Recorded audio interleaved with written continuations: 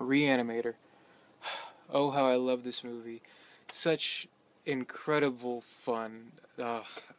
Such insane, mad carnage. Such inspired lunacy. Uh, so much fun. I love this movie so much. One of my favorite horror movies. Of course, Stuart Gordon adapted it from loosely from the H.P. Lovecraft story, basically, and it's like a sort of like a modern day Frankenstein, except Herbert West, right here, see him? Look at him. Uh, he's played by Jeffrey Combs, the great Jeffrey Combs, who's great in this role. Such a good actor. He's pretty much skipping the legwork of having to make a new corpse out of old corpses. He's just putting his serum into already fresh corpses, because his theory is that with the right know-how, corpses can be brought back to life. The dead can be brought back to the world of the living.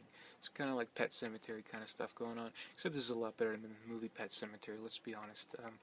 But such great special effects in this movie.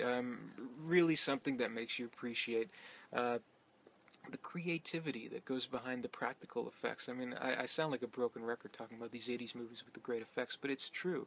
I mean, it takes a lot of imagination to make certain effects work. Like, the fucker running around with his head off. I mean, come on. I mean, there's a lot of trickery going on there.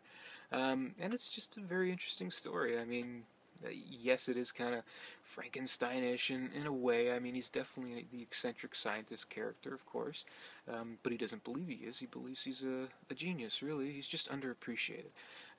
But it's, Herbert West and Dan and his girlfriend. They're kind of fighting over him in a weird way. It's a weird kind of love triangle kind of movie, and it's just such awkward and insane. It's so hard to describe what makes this movie work so well. It's just kind of morbid, but it's just so funny. I mean, there's so much going on in this movie that you gotta appreciate. Like, it has such a great sense of humor about it, which I truly adore. Like, just Jeffrey Combs' attitude in the whole movie, just so aggressive but matter-of-factly, and I don't know, it's hard to describe, but I really love this movie. Love the effects, love the humor of the movie. It's definitely right up my alley. Great colorful movie. Stuart Gordon did a really good job. He's a director that has a really, really interesting visual style about his work. I mean, if you look at this in some of his other movies, I mean, he really knows how to kind of liven up a scene with certain colors. I mean, the green solution is definitely a nice touch, obviously. But yeah, I mean, it's just such a great movie. It's one of those movies where I can't really do it justice during a review. I'm just going to go on and on. It's like the Chris Farley show. Like, that part in the Re-Animator where the guy without his head has that naked girl strapped to the table, and then he brings his head down into her crotch? Do you remember that? That was messed up.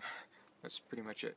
But yeah, great movie, especially like the last scenes, and there's some stuff about playing God and all that kind of stuff. But it's a lighthearted movie. I mean, it's not a deep, dramatic melodrama or anything like that.